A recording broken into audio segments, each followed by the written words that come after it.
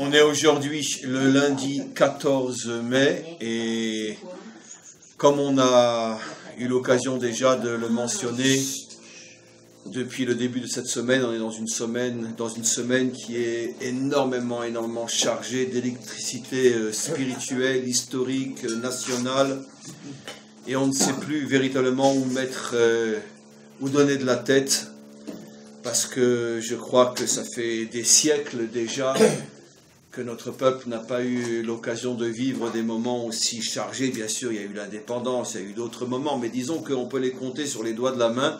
Et cette semaine est très très particulière. Alors j'ai déjà énormément parlé des signes absolument incroyables de cette semaine. Et je veux malgré tout en reparler, tant pis pour ceux qui le réécouteront pour la 1e fois. Mais comme vous le savez, j'ai toujours un critère. Si moi je ne m'embête pas quand je parle, c'est le principal. Et parce que les cours, je les donne pour moi. Comment ? Et donc si je ne m'embête pas, en principe, vous ne vous embêterez pas vous non plus. Et donc moi, j'ai envie de me réentendre. Parce que c'est tellement fabuleux, je ne peux pas forcément tout répéter, mais en tous les cas, comme je l'ai mentionné ce matin, je ne commence pas forcément dans l'ordre, dans le cours que j'ai déjà donné ce matin, qui est sur le site déjà. C'est absolument inimaginable, les ouvertures, les signes que le Maître du Monde nous envoie pour bien nous faire sentir qu'il est derrière tout cela. Bon, c'est évident qu'il est derrière tout, même lorsque tout est voilé, même lorsque l'on ne comprend rien, il est de toute façon partout et toujours là. Mais disons que ça fait du bien de temps en temps de se rendre compte que vraiment il est là.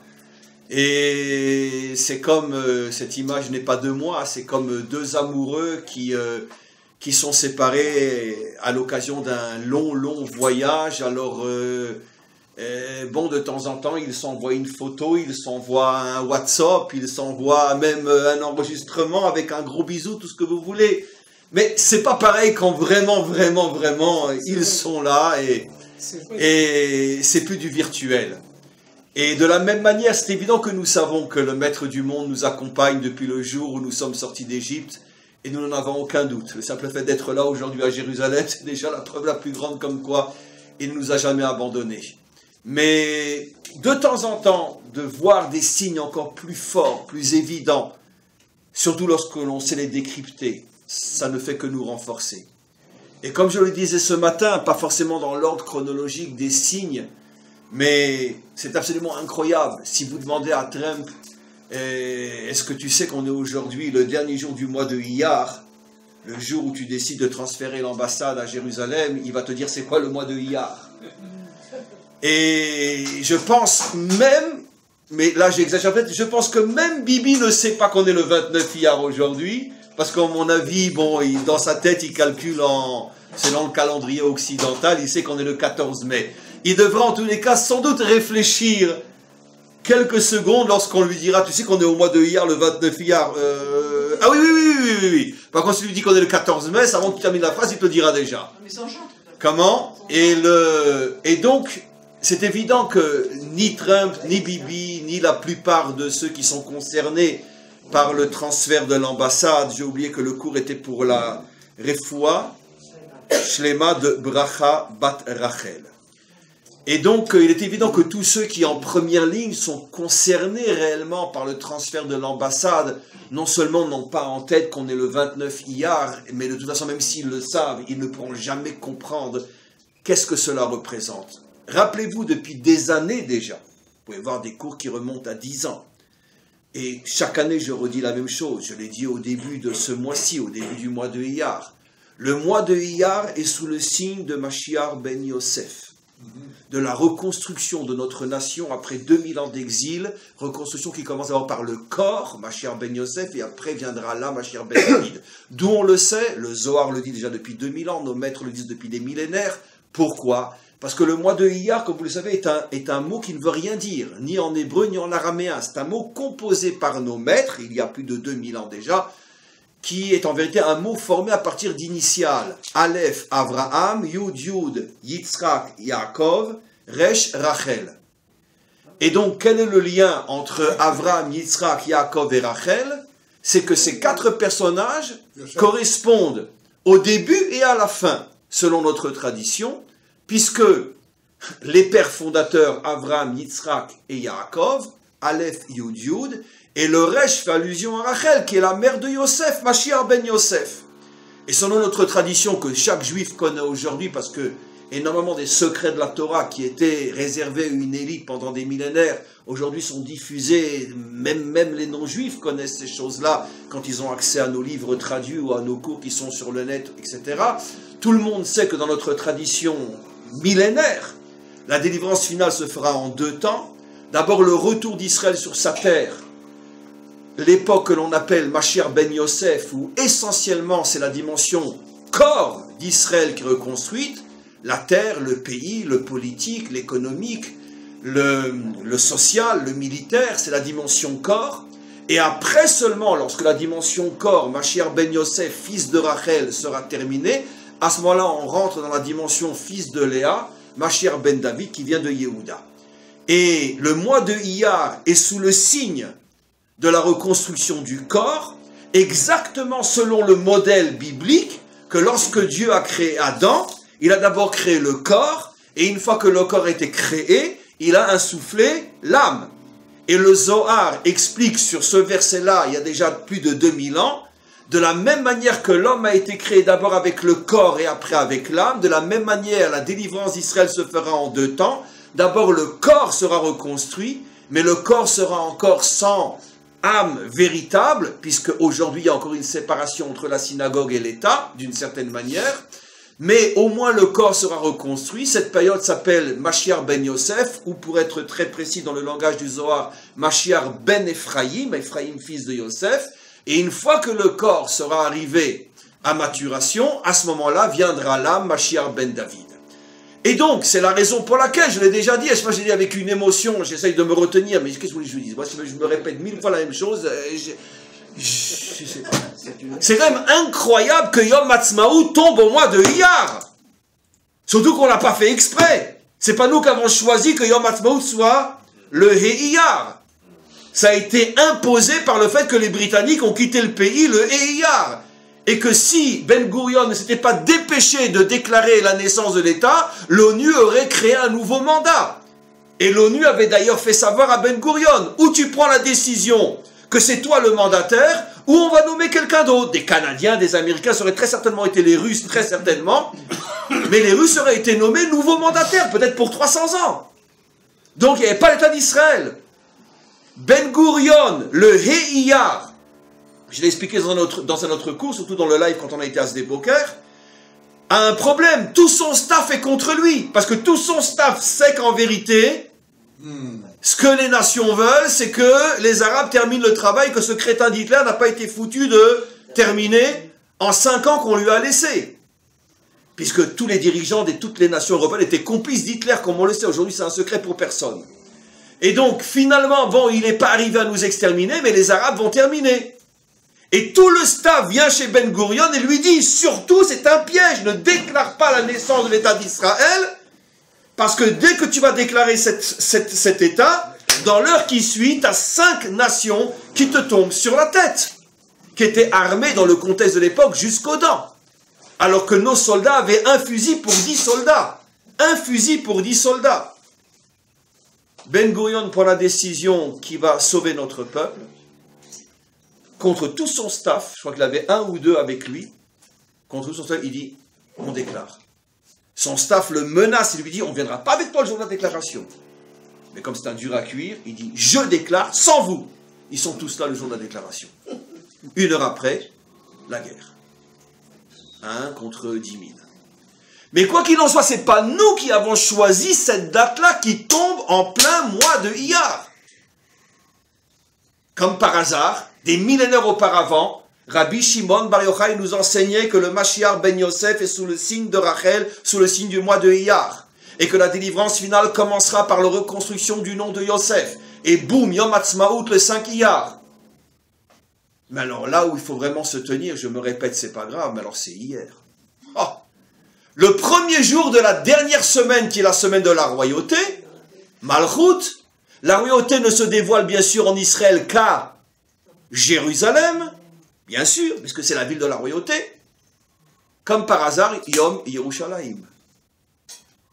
il est évident que Rabin et Dayan, lorsqu'ils sont rentrés par la porte des lions, hier, il y a 50 ans, pour libérer Jérusalem, ne savaient même pas ce que c'est le Homer, ne savaient même pas qu'on était la dernière semaine. Je pense que ni l'un ni l'autre savaient qu'on était au mois de Iyar, parce qu'ils étaient très très loin de la Torah. Mais qui les a manipulés pour les faire rentrer ce jour-là? Le maître du monde. Et en fait, Yom Yerushalayim, le premier jour de la 7e semaine qui est en relation avec la royauté, la relation avec Jérusalem. Et boum, au mois de Iyar. Et alors le coup qu'on a eu cette semaine, c'est Trump.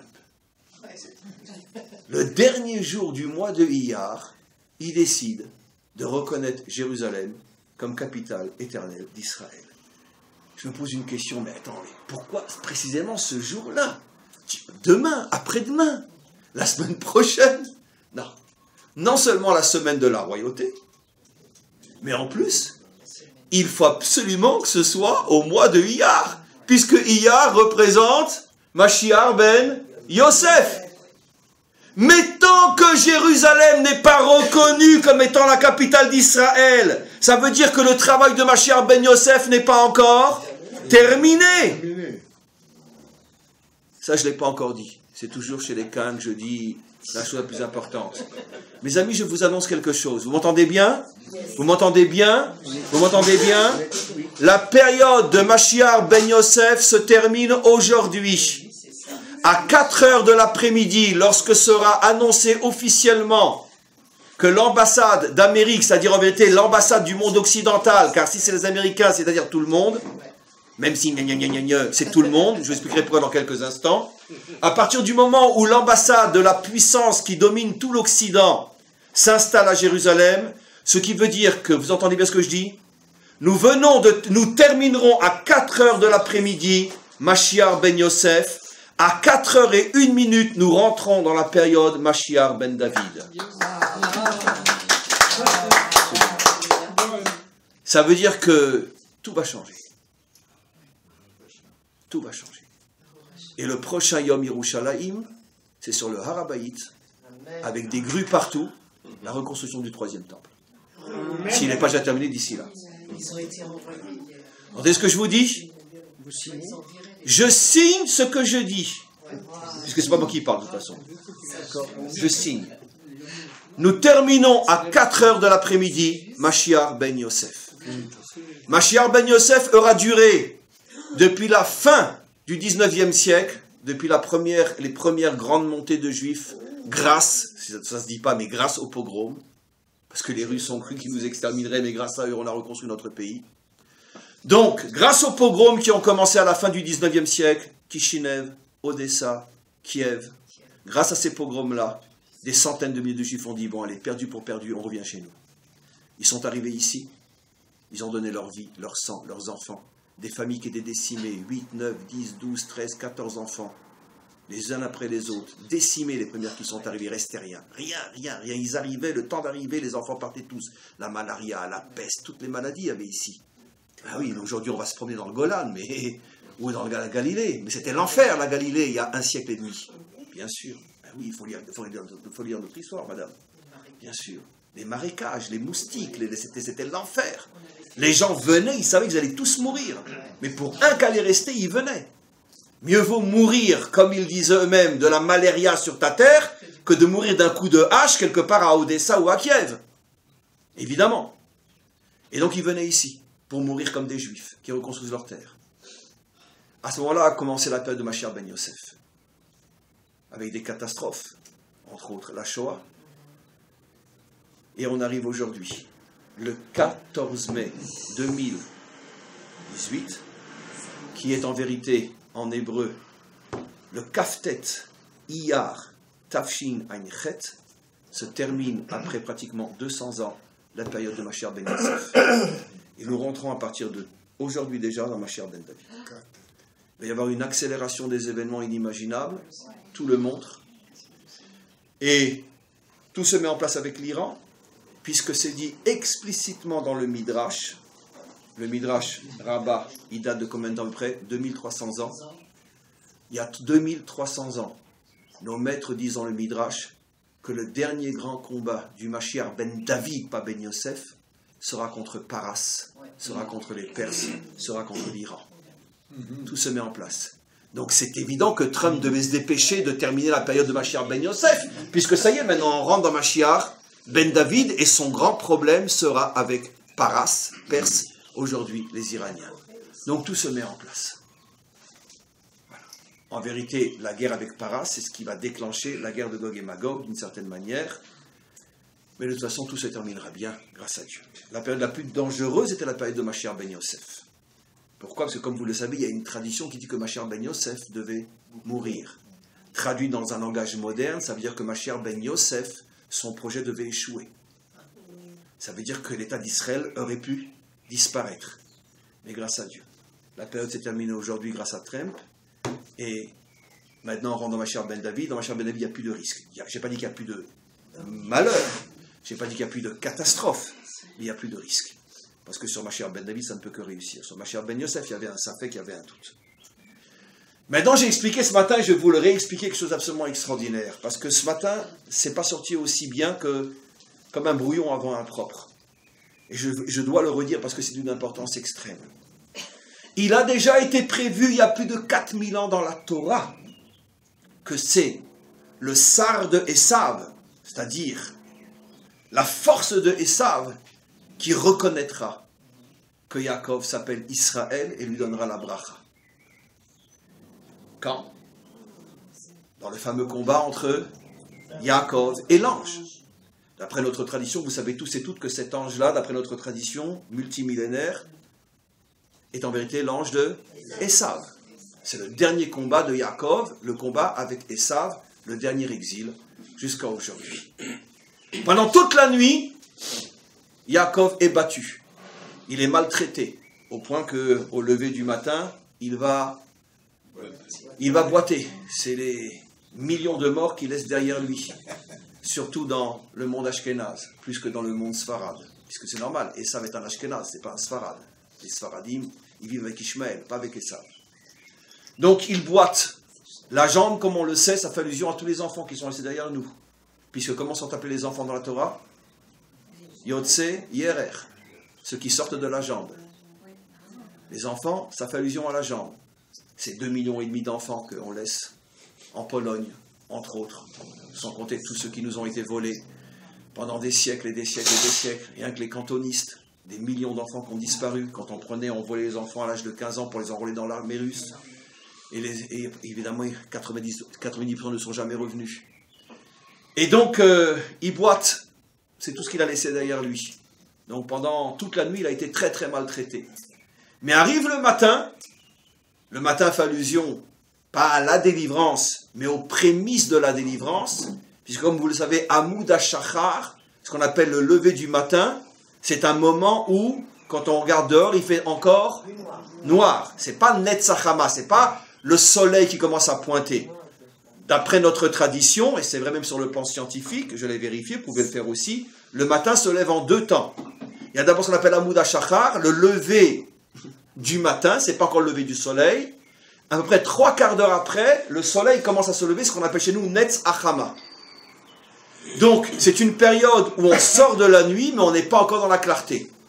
Nos maîtres expliquent, Hamoud HaShachar fait allusion à la période Mashiach ben Yosef, où on ne peut pas encore vraiment dire qu'on est dans la délivrance, puisque c'est pas du tout ça encore, mais au moins on ne peut pas nier que le corps est en train de se reconstruire. Il y a des grues partout. Et donc, ça c'est la période qui va du lever du matin à la sortie du soleil. Mashiach ben Yosef. Dans cette période-là, l'ange de Esav dit à Yaakov, laisse-moi, il faut que je parte. Maintenant, j'explique en français d'après les commentaires. Yaakov lui dit, mais attends, c'est toi qui as l'avantage sur moi, pourquoi tu veux partir? Pourquoi tu ne m'achèves pas? Il dit, on m'a donné le pouvoir que pendant toute la nuit. Maintenant qu'arrive le matin, je suis obligé de te lâcher. Quand arrive la période de Mashiach ben Yosef, il lâche prise. Finalement, on revient sur notre terre, et jusqu'à aujourd'hui, on n'arrive pas à comprendre comment se fait-il qu'ils nous ont laissé revenir sur notre terre. Comment se fait-il? Comment c'est impossible? Comment ils n'ont pas vu qu'en laissant les choses se faire, ça allait devenir ce que c'est devenu aujourd'hui? C'est pour ça qu'aujourd'hui, tous les dirigeants surtout européens, regrettent ce qu'ils ont accepté en 48. Ils le disent tous aujourd'hui, en invoquant le fait que ça fout la pagaille, machin, etc. Peu importe, mais ils le disent tous aujourd'hui. Mais qu'est-ce qui nous arrivait en 48 d'accepter la création de cet État? C'est vrai que si on revient en arrière, c'est incompréhensible. Mais la Torah nous avait déjà prévenu. Quand tu arrives à Mouda Shachar, le matin commence à scintiller, l'ange lâche prise. Je t'ai suffisamment frappé. Je peux plus. Je dis pas que je vais pas encore donner de sales coups. La Shoah vient encore. Mais je peux pas te laisser ne pas revenir. Et Israël commence à se reconstruire sur sa terre. À ce moment-là, Yaakov lui dit, Barcheni, bénis-moi, sinon je te laisse pas repartir. Il dit, je peux pas. Bénis-moi, je te laisse pas repartir. Et il le bénit. Et dans la bénédiction, entre autres, il va lui donner le nom d'Israël. Mais combien de fois je vous ai fait remarquer, et à chaque fois je suis toujours le premier à être étonné. Mais le nom le plus sacré de notre peuple nous a été donné par l'ange de Esav. Mais comment vous comprenez ça, que c'est lui qui nous appelle Israël? Nos maîtres disent, quelle est la différence entre le nom Yaakov et le nom Israël? Vous trouverez ce commentaire, je vous dis en français, des centaines de fois dans toute notre tradition. Le nom Yaakov fait allusion à Israël lorsqu'il est en exil, ça veut dire dispersé au milieu des nations. Le nom Israël fait allusion à Israël lorsqu'il se reconstruit en tant que nation. C'est intéressant que ça s'appelle la terre d'Israël, pas la terre de Yaakov. Le pays s'appelle Israël et pas Yaakov. Et c'est incroyable, mais qui c'est qui a décidé que ce pays s'appellerait Israël? Ben, c'est les nations en 48. Elles auraient pu dire, ben non, votre nom c'est Yaakov, vous êtes les enfants de Yaakov, on appellera ce pays Yaakov. Non, ils l'ont appelé Israël. Ça correspond exactement à ce que la Torah dit. C'est eux qui nous nomment Israël. Israël, c'est le nom de notre nation. Yaakov, c'est le nom des Juifs. Je peux être un Juif en Amérique, je m'appelle Yaakov. Un Juif à Jérusalem, je m'appelle Israël. C'est lui qui nous donne ce nom. Maintenant, qu'est-ce que j'ai expliqué ce matin? Je vous le redis. Il lui dit, bénis-moi. Il cède, il le bénit. Bon, on a une indication absolument incroyable. Comme par hasard, qui c'est qui a décidé que Jérusalem deviendrait la capitale éternelle d'Israël? Ceux qui ont écouté le cours de ce matin le savent, ceux qui ne l'ont pas écouté, alors David. Le roi David, et surtout, lui est son maître. Comment s'appelle son maître? Shmuel. Très bien. Attention. Shmuel. Très bien. Jusqu'à Shmuel et David, personne ne connaissait Jérusalem. On connaissait Jérusalem comme on connaissait Trifouilly-les-Oies. Peut-être une ville comme une autre. Personne ne savait, personne n'imaginait. Ça faisait 500 ans, ça je ne vous dis pas pourquoi, regardez le cours de ce matin qui est sur le site. Ça faisait 500 ans qu'Israël était sur sa terre. On n'a toujours ni capitale, ni roi, ni temple. Ça, c'est expliqué dans le cours de ce matin. Je n'ai pas envie de le redire maintenant, ce n'est pas nécessaire. Tout d'un coup, Shmuel et David viennent, ils disent, il nous faut une capitale. Évidemment, ce n'est pas une recherche technique et géographique, il s'agit de Shmuel le prophète. Et donc Shmuel se connecte, il cherche avec son élève, chaud, froid, tiède, etc. Ça brûle, c'est ici. Ouais, c'est vraiment le cas de dire, ça brûle, ça va brûler, absolument. Ça va être très très chaud cet endroit, très très chaud. C'est l'endroit du feu. Nos maîtres nous disent de manière extraordinaire que l'enfer a plusieurs portes. L'une des portes se trouve à Jérusalem. Mais on comprend très bien en français ce qu'ils veulent nous dire. Ça veut dire que Jérusalem, c'est l'endroit où toutes les forces du mal essayent d'y mettre le feu, évidemment. C'est évident. C'est-à-dire que nos maîtres sont conscients que Jérusalem, c'est l'une des portes de l'enfer. Si ça ne marche pas, c'est une catastrophe. Parce que tout le monde veut que ça brûle ici. Pour ne pas laisser les Juifs s'y installer. Mais, on continue. Il trouve donc cet endroit, il le nomme donc Yerushalayim, et donc, à ce moment-là, naît la capitale d'Israël. Qu'est-ce que j'étais en train de dire? Comment? Qui a donné le nom de la capitale? Oui, c'est David. David et Shmuel. Alors évidemment, pourquoi David et Shmuel? Shmuel, le prophète des rois, David, le premier roi. C'est forcément eux qui trouvent la capitale. C'est pas fini. Mais David, dans les psaumes, va révéler un secret extraordinaire. Comme je l'ai dit ce matin, je n'ai pas encore eu le temps de chercher la référence, mais je la trouverai. Il y a un psaume, un petit psaume, qui ne parle que de Jérusalem et de Tzion, dans les psaumes, dans les 150 psaumes. Et celui-là, je vous donnerai la référence, je la dirai dans un de mes cours sur le site, peu importe, je n'ai pas eu le temps encore de la retrouver dans le Teilim. Dans ce psaume qui ne parle que de Jérusalem et de Tzion, David dit Vekan Tziva et Abracha. C'est à cet endroit à Jérusalem que le maître du monde a ordonné à la bracha de se dévoiler.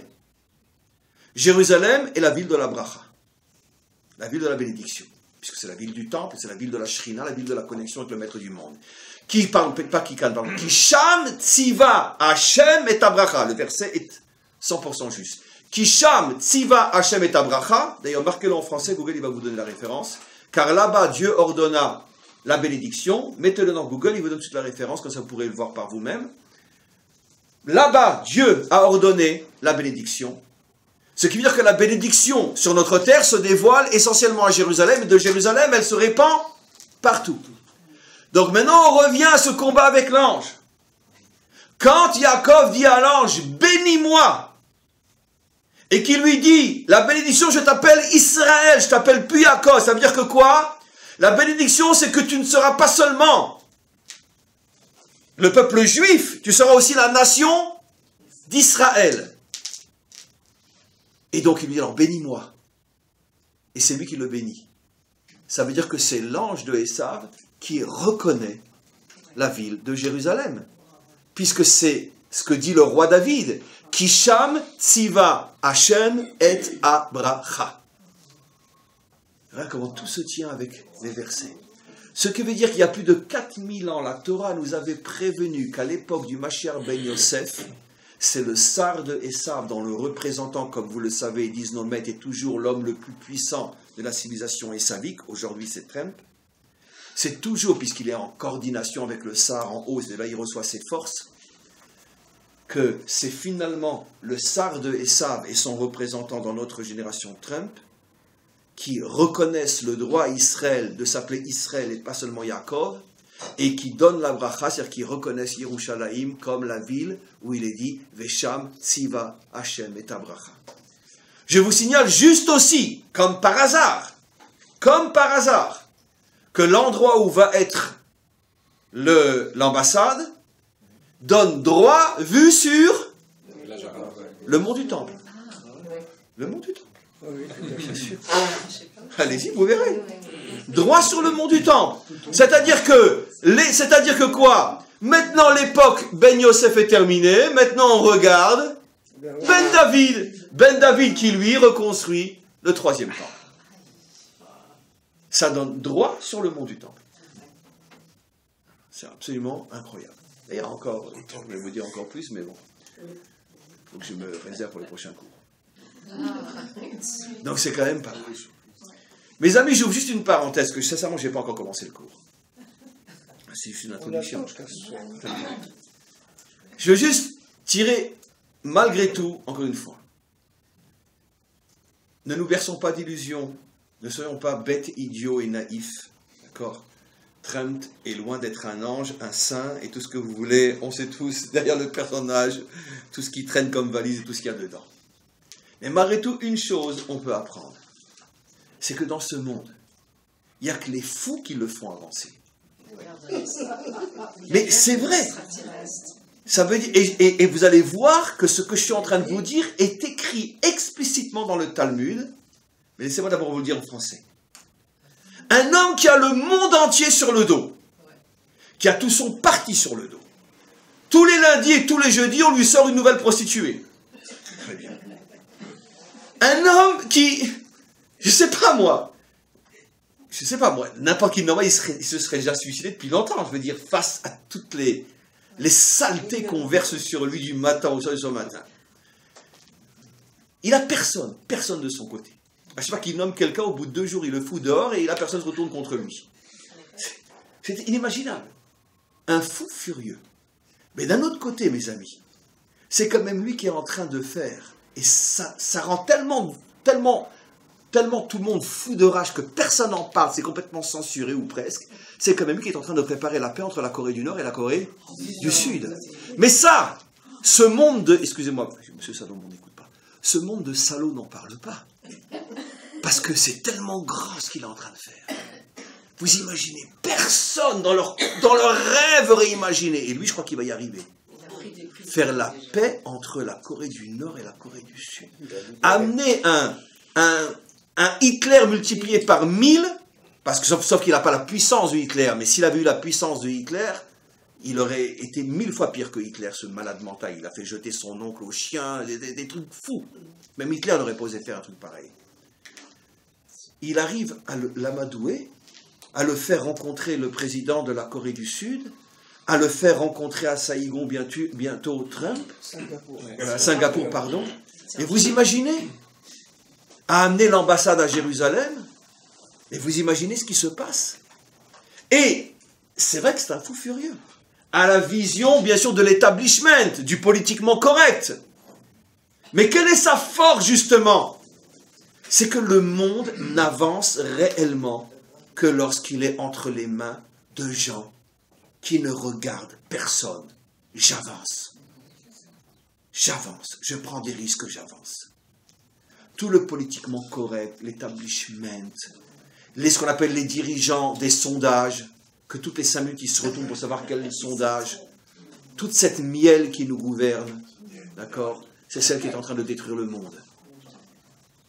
Qu'est-ce qu'a fait le maître du monde? Il amène un fou furieux qui est prêt à avoir tout le monde contre lui, même sa pauvre propre femme, d'accord, le monde entier contre lui, mais il fait bouger les choses. Il fait bouger le monde. Il fait bouger le monde. Eh bien ça avait été dit dans le Talmud, mais je pense qu'il n'y a que dans notre génération qu'on peut comprendre une forme d'interprétation. Je vous dis le texte. Nos maîtres nous disent, il y a déjà plus de 2000 et quelques années, Hen ha-Mashiach ba ela be'isach ada'at. Ça veut dire quoi? Le Mashiach viendra lorsqu'on enlèvera l'intelligence, lorsqu'on enlèvera la rationalité, le da'at. Voilà ce que nos maîtres nous disent. Alors, jusqu'à aujourd'hui, comment la plupart des commentaires ont expliqué, c'est juste aussi. C'est-à-dire que le Mashiach viendra d'une manière qu'on ne comprend pas. Be'isar ada'at, ça veut dire, la siar et ada'at, ça veut dire, le Mashiach viendra dans un contexte où personne ne comprend comment c'est possible.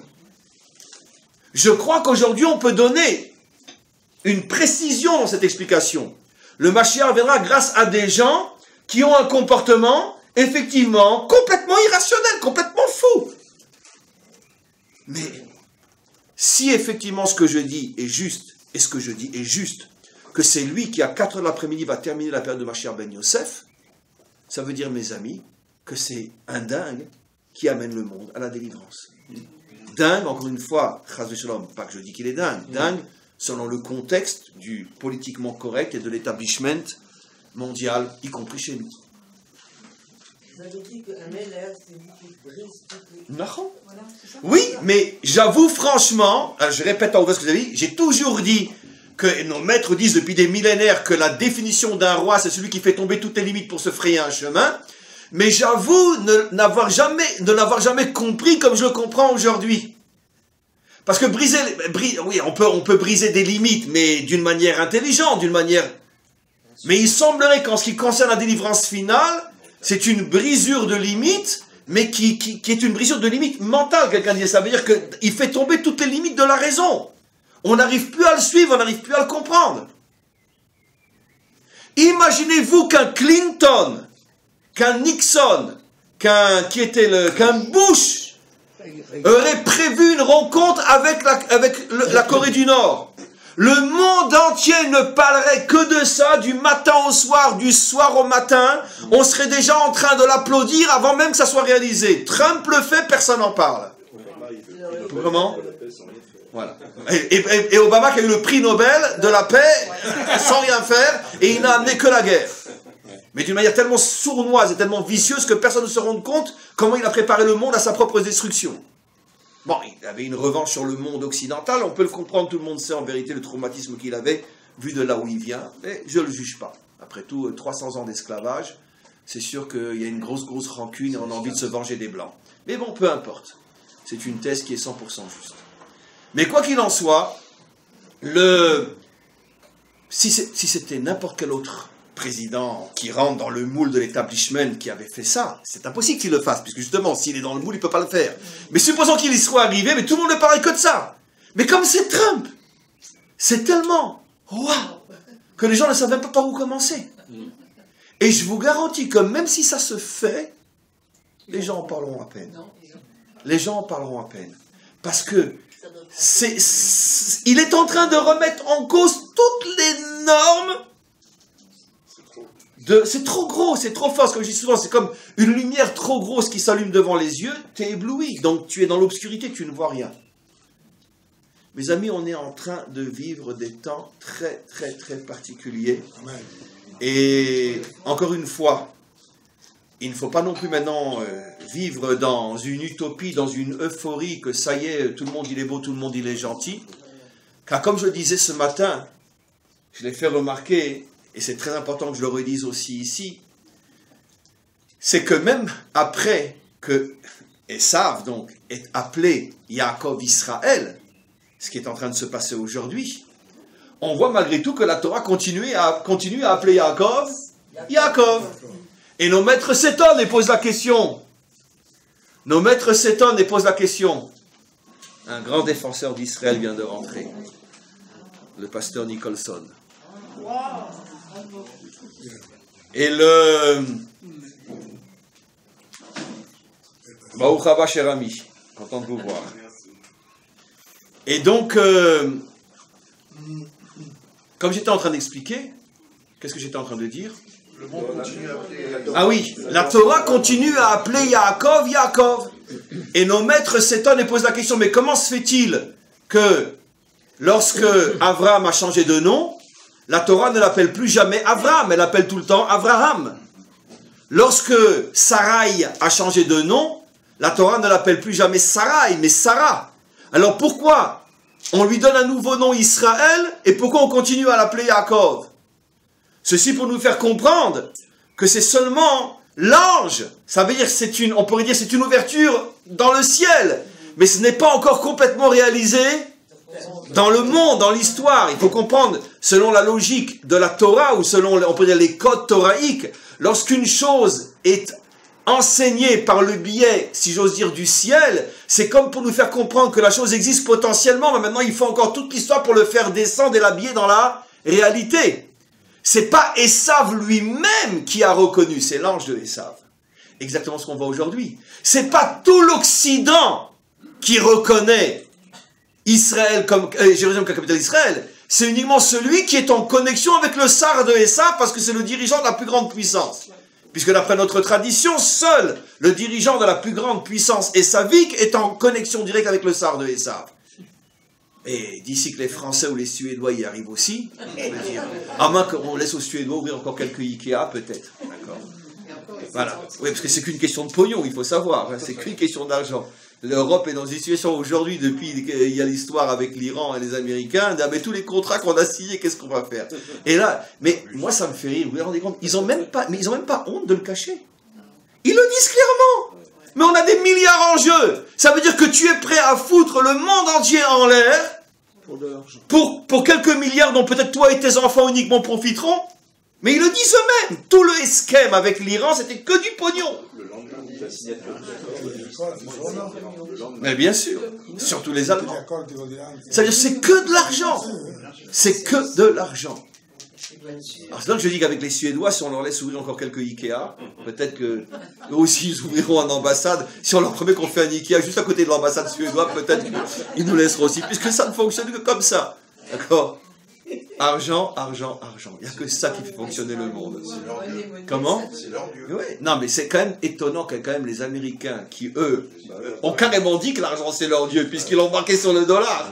Et en plus, tout le monde sait, je veux dire, en Amérique, tu peux tuer 10 personnes, tu n'iras pas aussi longtemps en prison que si tu ne payes pas tes impôts pendant 10 ans.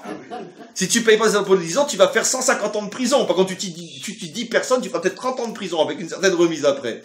Donc c'est clair, tout le monde sait que l'argent c'est le Dieu des Américains. Il le marque sur le dollar. Et pourtant, Trump, encore une fois, va à l'encontre de tous les principes de sa propre nation. Il fait quelque chose qui, d'une certaine manière, affaiblit l'économie mondiale, donc la sienne forcément, puisque et lui aussi fait du commerce avec les Européens et avec les Allemands et tout le reste. Donc on a drôlement introduit cette semaine, qui est la semaine de la Malchout. Et je voudrais juste rajouter, quelle heure est-il ? Un quart d'heure. Rajouter un point essentiel qui va être un petit peu la cerise sur le gâteau de tout ce qu'on a dit. Une notion dont j'ai déjà souvent parlé, mais que je veux rapporter dans le contexte du cours d'aujourd'hui, qui aura une résonance différente malgré tout. Vous savez que donc, dimanche prochain, le 50e jour de l'Omer, donc on termine le compte, 49e jour de l'Omer, Malchut de la Malchut, Shabbat, ça tombe en plus un Shabbat, un 7e jour, ça aussi c'est magnifique. Et non, le 49e jour est Shabbat, et le 50e jour, Shavuot, donc sera dimanche. Et on a reçu la Torah où? Sur le mont Sinaï. Comme on le dit dans la Torah elle-même, on est arrivé au mont Sinaï quand? Ce soir, demain, le premier jour de Rosh Chodesh Sivan, on est arrivé au pied du mont Sinaï, après on a attendu 6 jours, et on a reçu la Torah. Mais on est arrivé ce soir, donc Rosh Chodesh, ou plutôt demain, dans la journée, dans la matinée, on est arrivé devant le mont Sinaï, et la Torah dit clairement que la Torah a été donnée au mont Sinaï. Or pourtant, comme je l'ai rapporté des centaines de fois, on a un verset extrêmement étonnant, mais qui va justement, dans le cadre du cours d'aujourd'hui, rentrer vraiment comme un puzzle d'une manière parfaite pour donner la grande image.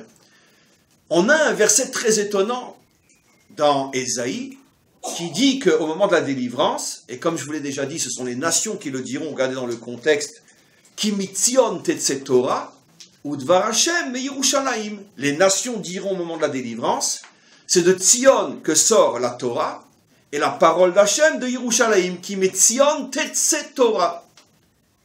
Et comme on sait que la Bible, la Torah, est d'une précision à faire rougir de honte la science, tellement elle est plus précise que la science, chaque mot, chaque lettre, chaque blanc entre deux lettres, c'est une véritable construction d'une précision inimaginable, puisque on pourrait dire au moins 80% des plus grands secrets de la Torah sont construits à partir justement de la forme des mots, des lettres, des guématriotes, etc.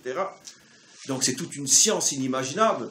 Un jour, alors que ça faisait déjà 40 ans que Rabbi Akiva étudiait la Torah, comme Rabbi Akiva, un jour ses élèves le voient avec un très très grand sourire, heureux, mais comme jamais. Parce qu'à cette époque-là, bon, on n'était pas très très heureux, c'est l'époque des persécutions, c'est la destruction du temple, etc. Avec un sourire inimaginable comme il n'avait jamais vu. Il dit, maître, mais pourquoi tu es tellement heureux? Il dit, je viens enfin de terminer l'étude de la première lettre de l'alphabet, je commence la deuxième. Ça veut dire qu'il avait passé 40 ans à étudier la lettre Aleph. D'accord? À la dimension d'un Rabbi Akiva. Très bien. Rien ne comprend tous les secrets qu'il y a derrière le mystère de la première lettre de l'alphabet. Donc, nos maîtres posent une question. La phrase d'Ésaïe est choquante. Pourquoi? Ki mitzion tetze Torah.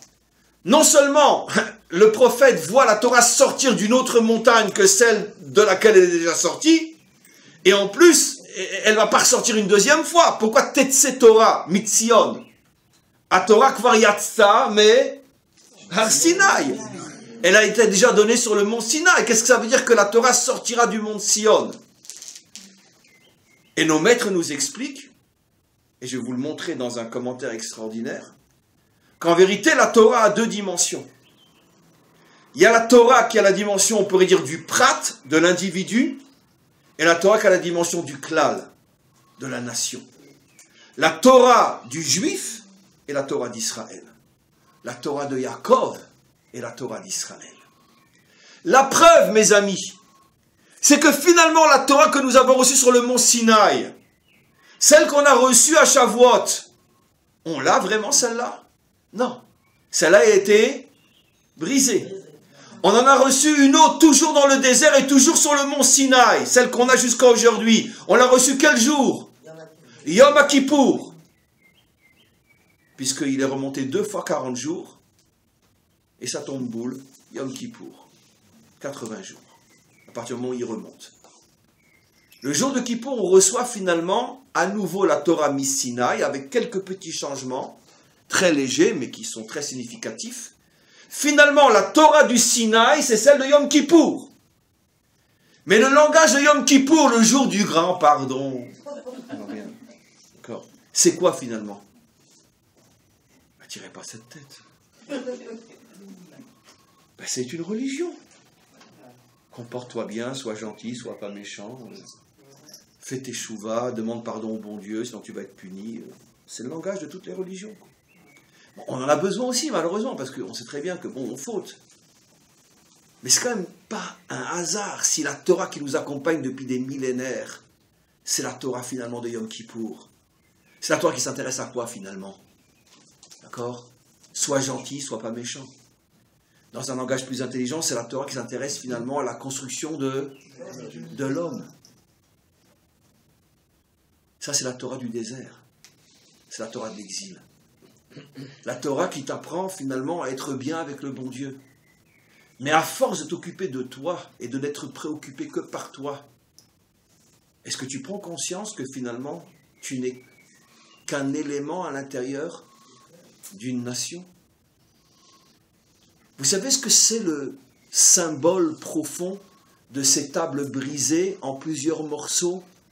Ça veut dire que lorsque une spiritualité ne s'intéresse qu'à construire l'homme, finalement elle se morcelle en école, en secte, en courant, en caste.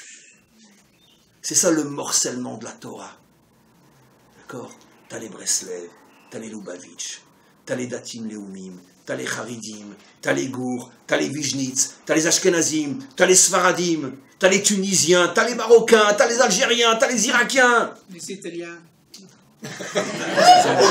Excusez-moi, les Italiens. Et c'est lui qui l'a dit. Les Italiens.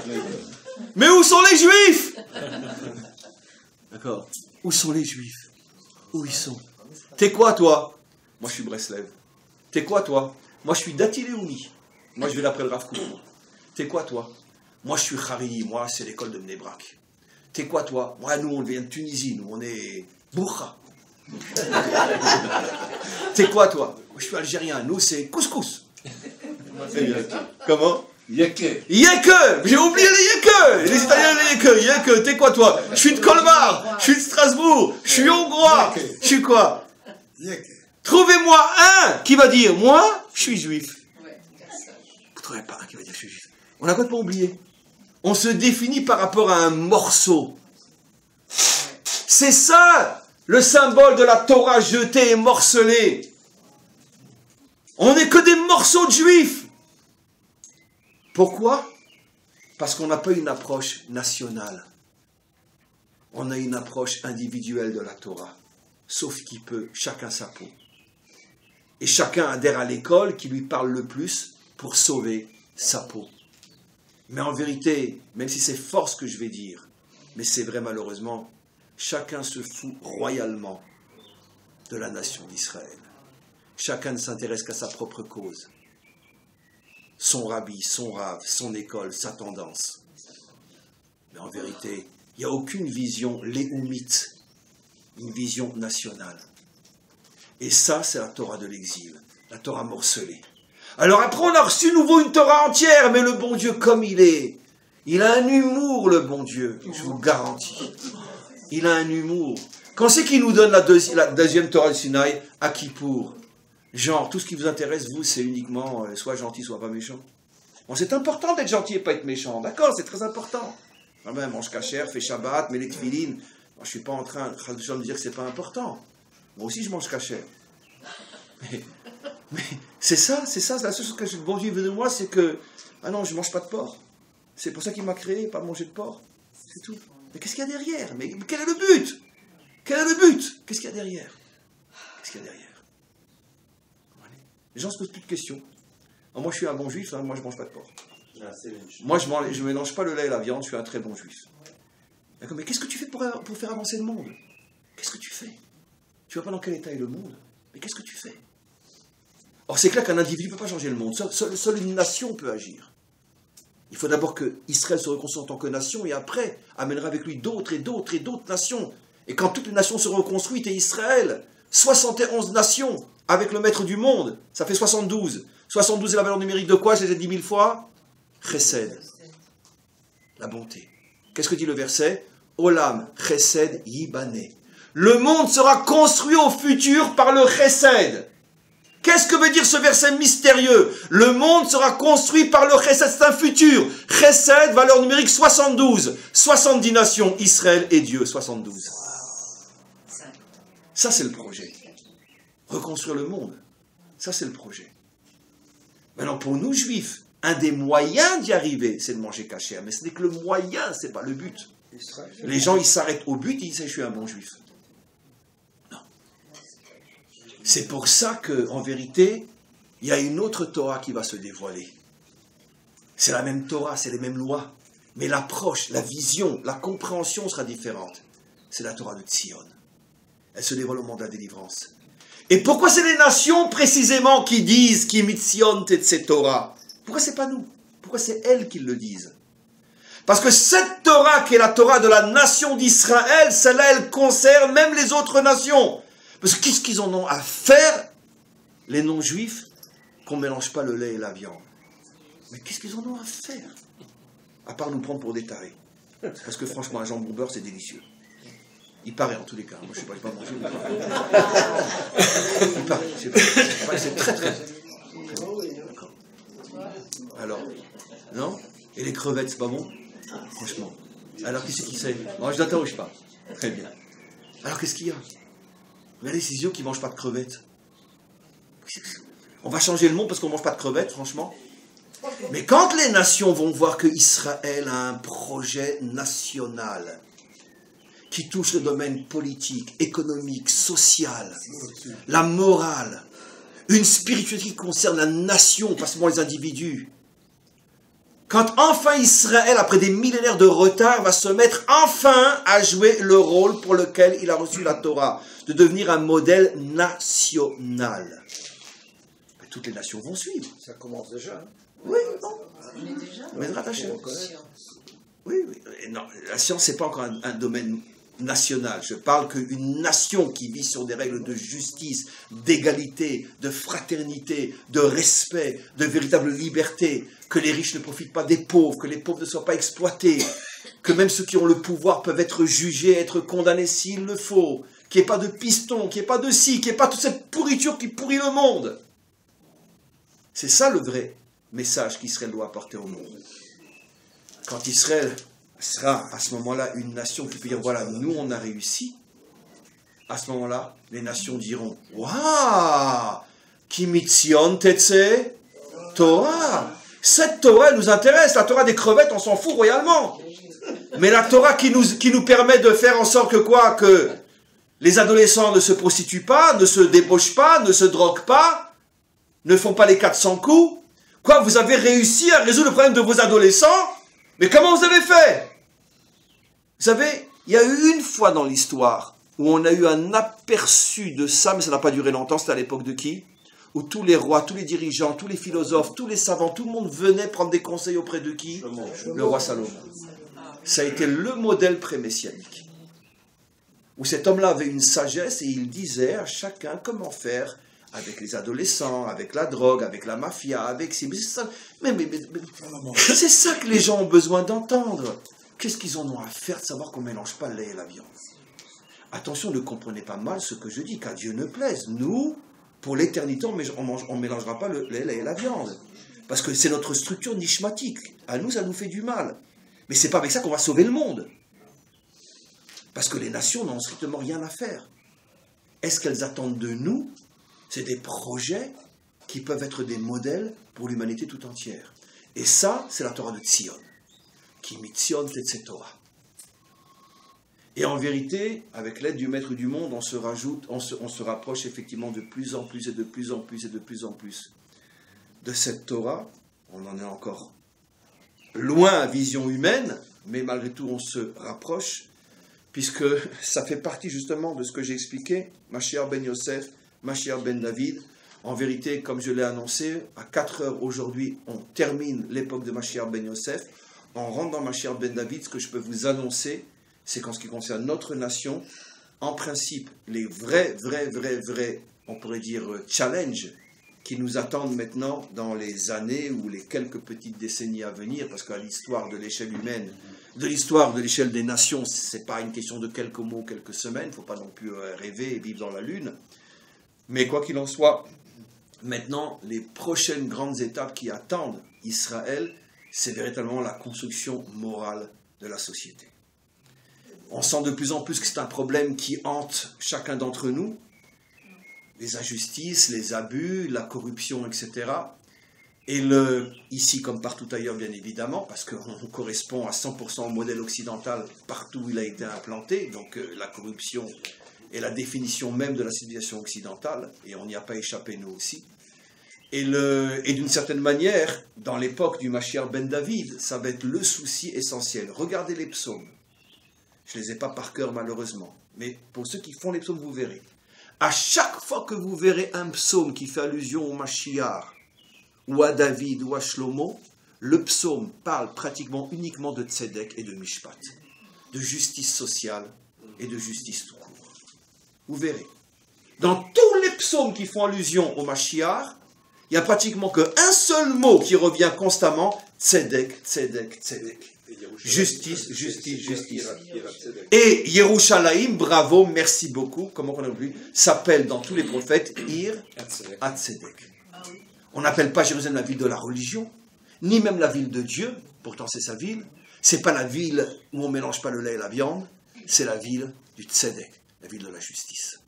C'est ça le projet d'Israël, c'est ça la Torah de Tzion. Bezrat Hashem, qu'on soit la génération qui voit ce Tzedek se dévoiler, ou au moins qui le fasse avancer. Amen, Vechen Yiratzon.